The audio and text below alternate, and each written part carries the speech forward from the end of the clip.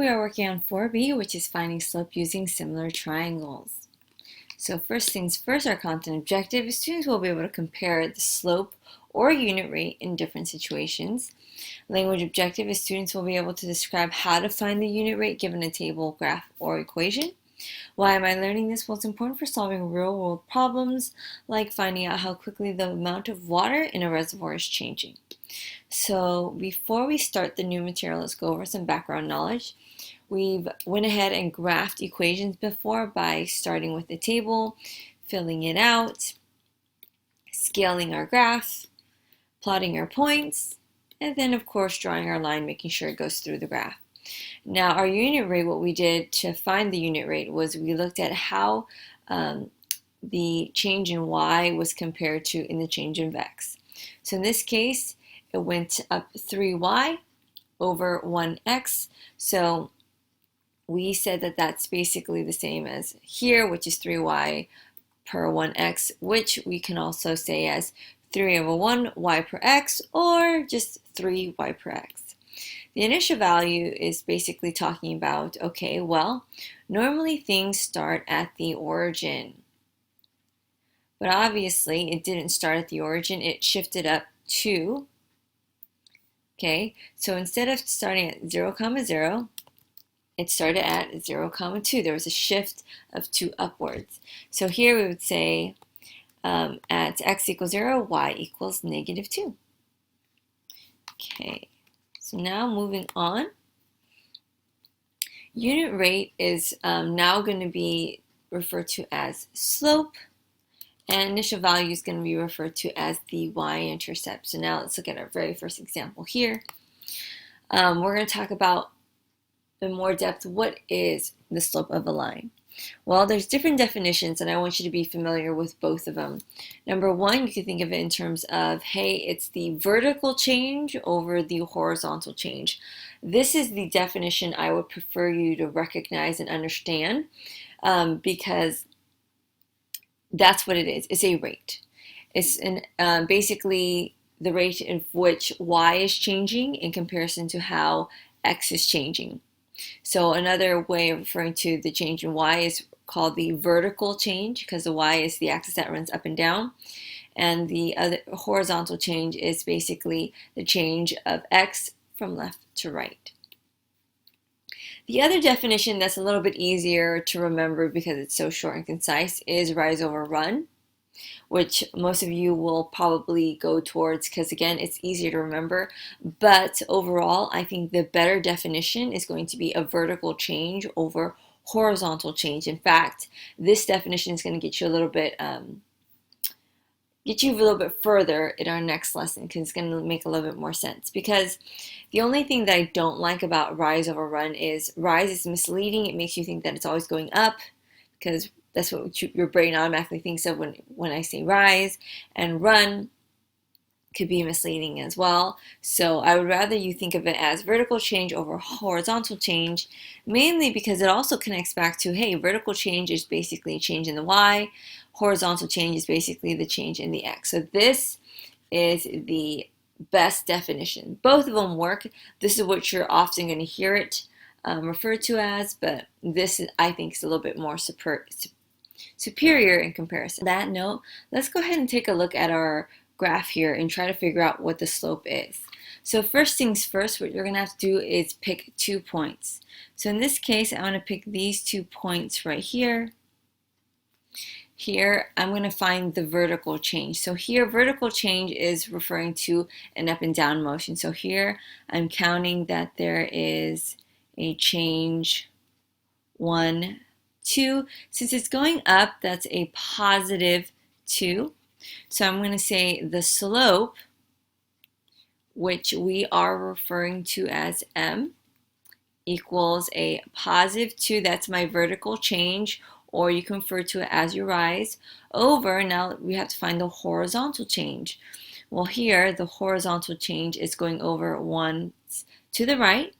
So I'm going to say that is a positive 1.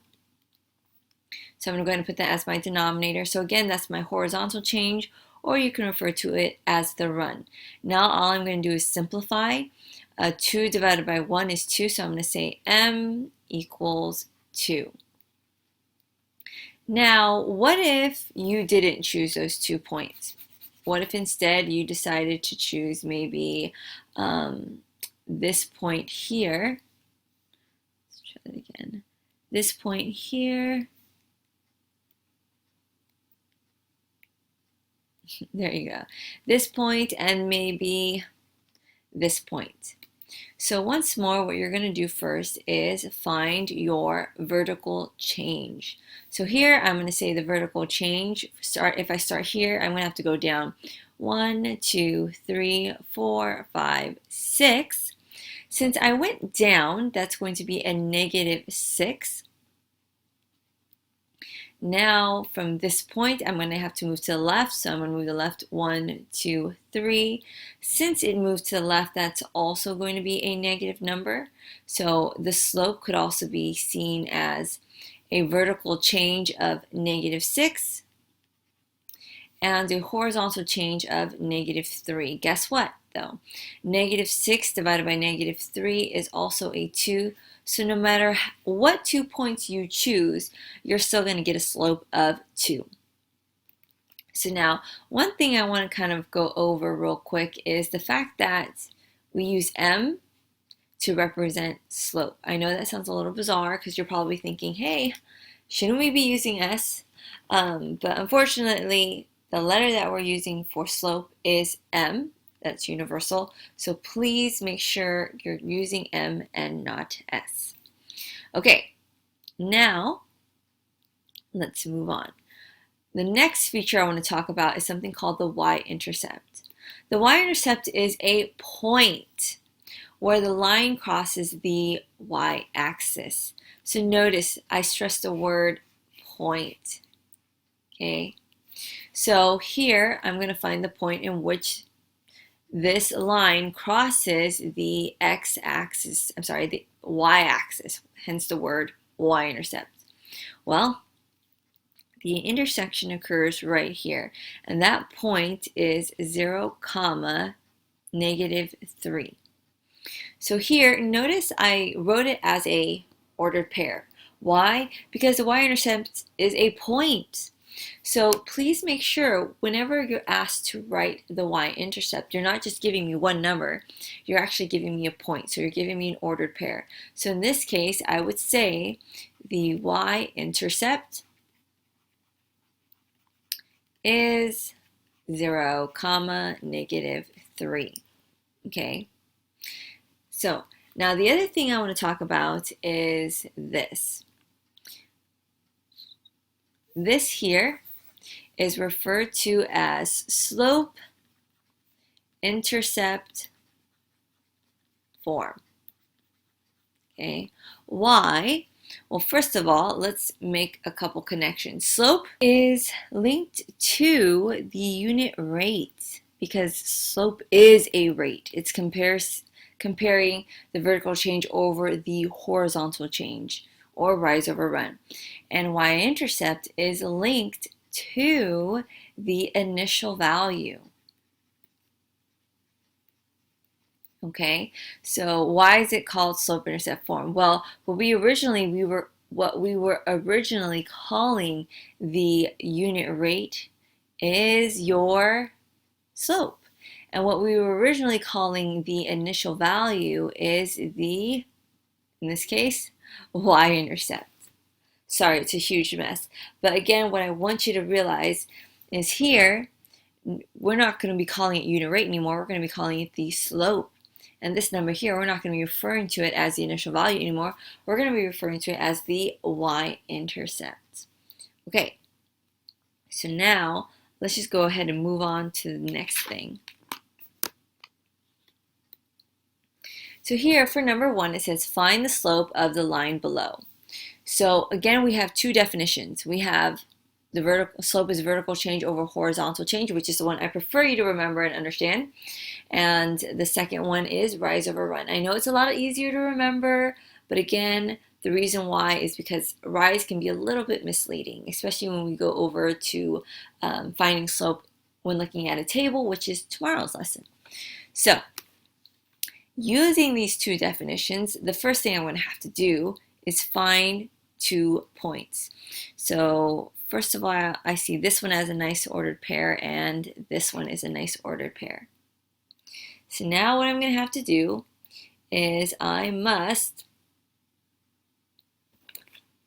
figure out what the vertical change is, or the rise, whichever one you want to refer to as. I'm going to use vertical change. So here, if I'm going from this point, trying to get over to this point, I'm going to have to go up 1. Since it's going up, I'm going to put positive 1. Now I'm going to look at the horizontal change, which can also be referred to as the run. So from this point, I'm going to have to go over 1, 2, 3 to the right. So that's going to be a positive 3. So here, my slope is, well, the vertical change was positive 1, and the horizontal change was positive 3. So positive 1 divided by positive 3 is just basically 1/3. So my slope is 1/3. Now, what if instead I choose not these 2 points, but maybe this one and this one over here? Then what would my slope be? Well, let's try this. Well, here my vertical change is going to go up 1, 2. So since it's going up, that's going to be a positive 2. And my horizontal change is going to be 1, 2, 3, 4, 5, 6. Since it's going to the right, that's a positive 6. So here, the slope is vertical change, which was positive 2, over the horizontal change, which was positive 6. Guess what? This also reduces to 1/3. So notice here, no matter which way, or I'm sorry, not which way, no matter which 2 points you choose, you still end up with the same exact slope. So do you think it matters which 2 points you use? Absolutely not. You and your partner, for example, are bound to choose different ordered pairs at one point or another. But the thing is, no matter what 2 points you use, you will still get the same answer as long as you're doing it correctly. So you're going to often hear me refer to these as triangles, because if you take a look, it kind of, for example, the black one, here's this triangle right here, the black outline. There's one triangle. And when I compare it to the blue outline triangle, okay, here is another triangle. So here is one way where we can prove that this is the slope, is by comparing these two triangles, that even though they're different, they have the same slope. Okay, so now on that note, we're just going to go ahead and jump into the next example.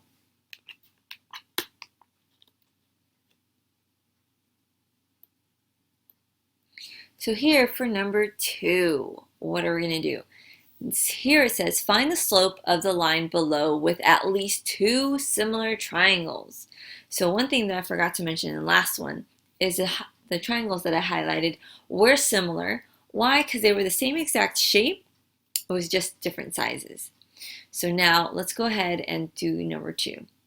So once more, we have our 2 definitions. You are going to see me using this one a lot more often than this one here, but you can use either. So first things first, I'm going to have to pick 2 points. I see 1 point here, and I see another point here. So this is going to be my first triangle. Okay, so real quick, I'm just going to outline this triangle so that you can see, pardon my horrible coloring. So here, let's talk about the vertical change. So going from here to here, I'm going up 1, 2, 3. Since it's going up, that's going to be a positive 3. Then I'm going to go to the right, 1, 2. So that's a positive 2. So in this case, looking at this yellow triangle, my slope has a vertical change of positive 3, a horizontal change of positive 2, which is essentially 3/2. Now let's pick 2 other points. Okay, what if in this case I choose this point here and this point here? So once more, I'm just going to go ahead and outline this triangle the best that I can. Hopefully it's not too messy. Hopefully you see what triangle I'm referring to here. Doesn't have to be neat, I just want you to get an idea. So here, again, I'm actually going to start from this point. Why? Because we have to look at our vertical change first. So here, it's going down. Let's see how many. It's going 1, 2, 3, 4, 5, 6. Since it's going down, that is going to be referred to as a -6. Then I must travel to the left. It's going over 1, 2, 3, 4. Since it's going to the left, that's a -4. So here the slope has a vertical change of -6 and a horizontal change of -4.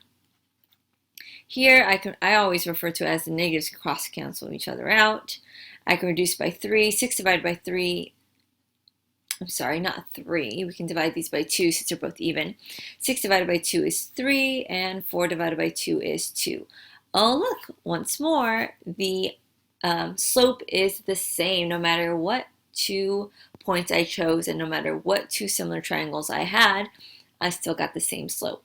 So on your homework, you will be expected to draw in these triangles to prove to me that this is indeed the slope. So once again, on your homework, you are expected to draw these triangles in. Okay, so now moving on. Number 3, it says find the slope of the line using 3 similar triangles. So now we need more than 2. We actually need 3. So again, I went ahead and gave you the 2 definitions. At this point, I want you to go ahead and try to pause the video and see if you can do this one on your own. Okay, now we're back. Let's see how well you did. Just understand you might be picking different triangles than me. That's very likely to happen.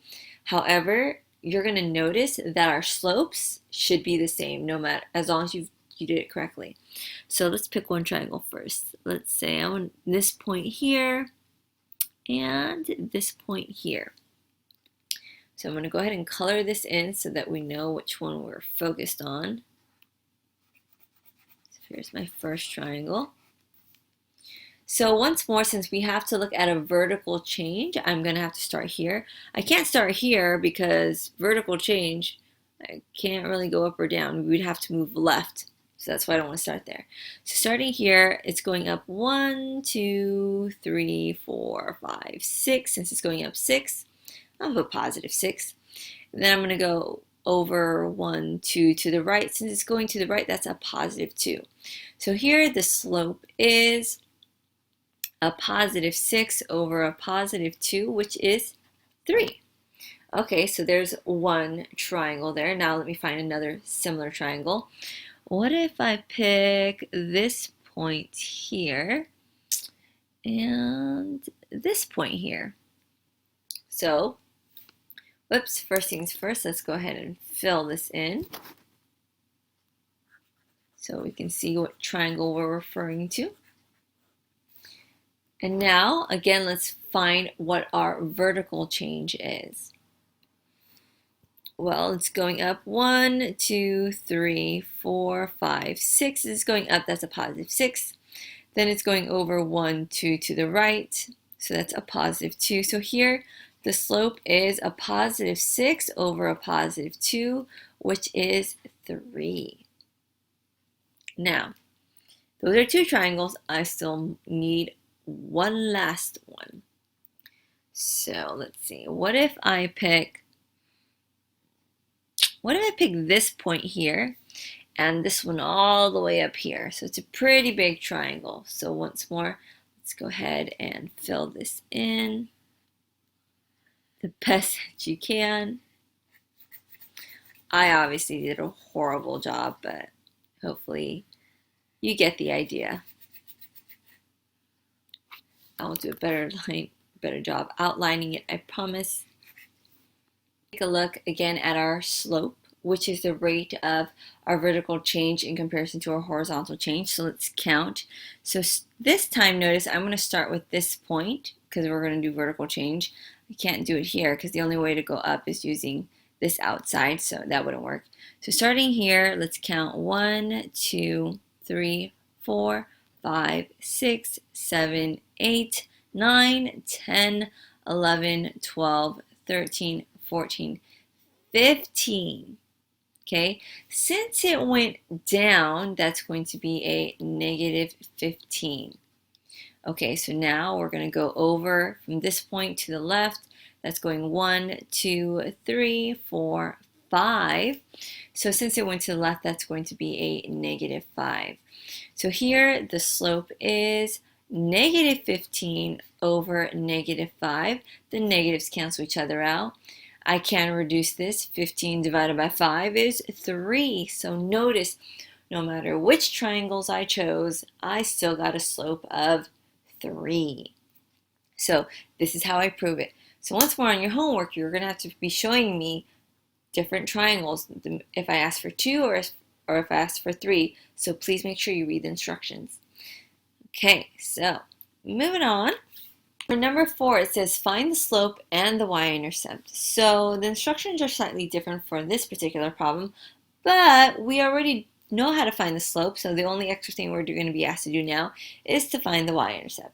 So first things first, we got to identify 2 ordered pairs that we're going to be using. So I'm going to go ahead and pick this point here and this point here. So one thing that you're going to notice is whenever the 2 ordered pairs are closer together, you're going to find that you're not going to have to reduce. However, the larger the distance, the greater the distance between the 2 points, the more likely you're going to have to reduce. Not that you will have to every single time, but there's a greater chance that you're going to have to reduce. So just keep that in your mind. So I already went ahead and picked 2 points, so let me fill that in. So here we go. We have this little triangle here. So what I'm going to do now is find out what my vertical change is. Here I'm going to have to go down 1, 2. So since it went down, that's going to be a negative 2. It's going to the right once, so that's a positive 1. So my slope is negative 2 over positive 1. Now I haven't been mentioning this, however, this is really important. Remember maybe a couple lessons ago we talked about the unit rate and how we can tell if it's negative or positive. Well, guess what? The slope is very similar to unit rate, so it's the same idea. If you start on the furthest to the left and you trace it from left to right, you're going to notice this line is going down, which means it has a negative slope. Guess what? If I were to simplify this negative 2 divided by negative 1, negative 2 divided by positive 1, that's going to give me a negative 2. So here, the slope is negative. That definitely agrees with my graph because I do notice that the line is going down as I read it from left to right. Now, did you pick those 2 points? Probably not. What if, just in case I want to show you, what if instead you chose this point here and this point here? What if that happened? Well, then you would have this triangle here, right? Well, let's see if you would still get the same slope even though you picked a different point than I did. Well, let's start counting. I'm going to figure out my vertical change. So vertical change is going up and down. That's my y-axis. I'm going to count. It's going down 1, 2, 3, 4, 5, 6, 7, 8. So since it went down, I'm going to put negative 8. Then it went to the right. 1, 2, 3, 4 to the right. So that's a positive 4. So here the slope is a negative 8 over a positive 4, which also gives me a negative 2. So notice, again, it really doesn't matter what 2 points you use. You will still get the same answer. Even if you decided to choose a triangle on the other side. What do I mean by that? What if instead you chose, let's see, this point and this point? Okay, let's see. I'm going to go ahead and outline this triangle for you. So here, let's see our vertical change. So notice I can't go this way. That's a horizontal change. So I'm going to start at this point here. It's going up 1, 2, 3, 4. Since it went up 4, that's a positive 4. Then I'm going to the left 1, 2. Since it went to the left, that's a negative 2. So here, I ran out of space. I'm going to write it right here. M equals the vertical change, which was positive 4, over the horizontal change, which was negative 2. Guess what? M equals negative 2. So hopefully by this point, I've really have convinced you that no matter what 2 points you use, you will always get the same slope. So I took care of answering this question. Now let's figure out what the y-intercept is. So now I'm going to go ahead and erase all of this so that we can see a clean line. Let's see. By the definition from earlier, the y-intercept is basically where the line intersects with the y-axis. So it is a point. So here, if I look at the y-axis, I'm going to stop where the line intersects with the y-axis, which is right here. This ordered pair is, let's see, 0, 1. So guess what my y-intercept is? Since it's right here, I'm going to say that the y-intercept, I'm going to abbreviate as y, int, is 0, 1. And that's it. So basically, a rundown of our answers is going to be m equals negative 2, and the y-intercept is 0, 1. It's that easy. Okay, so let's just go ahead and move on. Now, number 5, go ahead and pause this video and try this one on your own. Okay, we're back. So let's go ahead and check some of our answers. Again, you might be choosing different points, but you'll still get the same slope as long as you're doing this correctly and doing vertical change over horizontal change, also known as rise over run. So I'm going to pick 2 points. I'm going to pick this one here, going down the line, and I found another perfect point here. Order pair, I mean. So notice you want them to be as close as possible. This way you don't have to reduce. Is it horrible that you pick 2 points that are far apart? No, but it's not preferred because you might forget to reduce or you might make an error in counting, which tends to happen sometimes. So here I am going to, instead of highlighting the triangle above, I'm going to purposely highlight the triangle. Sorry, instead of highlighting below, I'm going to highlight above because normally you will see me highlight this one. But to change things up, I'm going to go ahead and highlight this one so that you can see there's a slight difference, but again, you're still going to get the same answer. So here, in order to do a vertical change, I must start at this point. So I'm going to go up 1, 2. Since it's going up, that's a positive 2. And a horizontal change, that's going to be going over to left, 1, 2, 3. So since it's going to left, that's a negative 3. So here I'm going to say the slope is vertical change, which is positive 2, over the horizontal change, which is negative 3. This does reduce to a negative 2/3. So that's part of my answer. Now I need to find the y-intercept.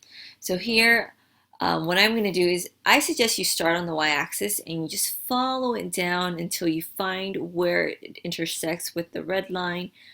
Well, my red line, it won't always be red, but with your line. It intersects there. So now you have to figure out what this ordered pair is. It's 0, negative 4. So I'm going to say that the y-intercept is 0, negative 4. And that's it. So notice there's not a lot of math involved. It's just more of counting and being able to reduce in certain cases. And that's it.